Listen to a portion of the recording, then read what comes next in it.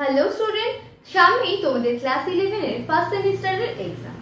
তোমরা কিভাবে পড়লে 40-এ 40 পেতে পারো বা 40টা এমসিকিউ সঠিক করতে পারো, আজকে সেই উত্তর দেব। সঙ্গে তোমাদের এক্সাম প্যাটার্ন কেমন হবে, কতক্ষণের পরীক্ষা, যাবতীয় খুঁটিনাটি তথ্য আজকে তোমাদের সাথে তুলে ধরবো। কোন চ্যাপ্টার থেকে বেশি পরিমাণ পড়লে বেশি এমসিকিউ কারেক্ট করা যাবে, কিভাবে এমসিকিউ করলে আমি মোটামুটি 40-এ 40 পেতে পারি, সেই অজানা তথ্যই আজকে তোমাদেরকে আমি দিয়ে দেবো। তাই জন্য আমার চ্যানেলটা সাবস্ক্রাইব করে রাখতে হবে এবং পুরো ভিডিওটা দেখতে হবে, এবং আমার চ্যানেলের ভিডিও ভালো লাগলে অবশ্যই সাবস্ক্রাইব করে দিন। প্রথমেই বলি, তোমাদের 40 নম্বরের অবজেক্টিভ টাইপ এমসিকিউ লেভেলের কোশ্চেন থাকবে। সেই কোশ্চেনের জন্য তোমরা টাইম পাবে 1 ঘন্টা 30 মিনিট।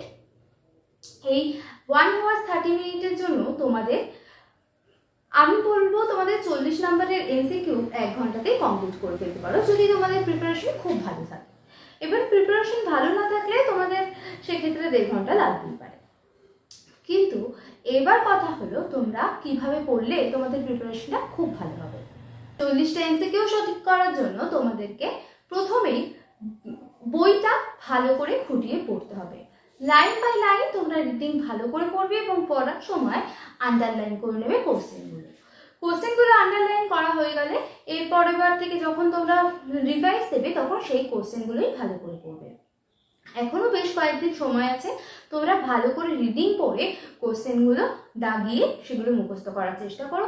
কিন্তু শুধু মুখস্থ করলে এমসিকিউ কোশ্চেন কারেক্ট করা যায় না, তার জন্য বেসিক লেভেলটাকে স্ট্রং করা দরকার। আসলে যেই জিনিসটা তুমি পড়ছো, যেখান থেকে কোশ্চেন এসেছে, সেই কনসেপ্ট ভালো করে ক্লিয়ার করে রাখা দরকার। তার জন্য আমার চ্যানেলে সমস্ত ভিডিওগুলো দেওয়া আছে, সেগুলো একবার দেখে নিতে পারো। এতদিনই তোমাদের চ্যাপ্টার কভার হয়ে যাওয়ার কথা, সেখানে তোমরা যারা এখনো করা হয়নি তারা ভালো করে বইটা খুঁটিয়ে পড়ো। আবারও বলছি, পড়ার সাথে সাথে আমার চ্যানেলে যে এমসিকিউ কোশ্চেনগুলো দেওয়া আছে সেগুলো তোমাদের জন্য খুবই ইম্পর্টেন্ট, সেগুলো তোমরা ভালো করে প্র্যাকটিস করো। দেখবে তোমরা খুব সহজেই 40-এ 40 পেয়ে যাচ্ছ। আর তোমাদের আমি একটা ইম্পর্টেন্ট কথা বলে দিই, যে কথাটা হলো তোমরা প্রত্যেকটা প্রশ্ন অ্যাটেন্ড করবে। তোমরা যে কটা প্রশ্ন পারবে সেই প্রশ্নগুলো প্রথমে অ্যাটেন্ড করে নিই, তারপরে যে কোশ্চেনগুলো একটু কনফিউশন রয়েছে পরে স্ট্র্যাটেজিক্যালি সেগুলোর অ্যান্সার করার চেষ্টা করবে।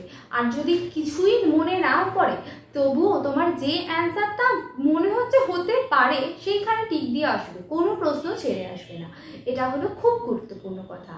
আর তোমরা ভালো করে বইটা ফুটিয়ে পড়ো আর আমার চ্যানেলের কোশ্চেনগুলো ভালো করে রিভাইজ করতে থাকো, দেখবে তোমাদের 40-এ 40 তোমরা পেয়ে যাচ্ছ।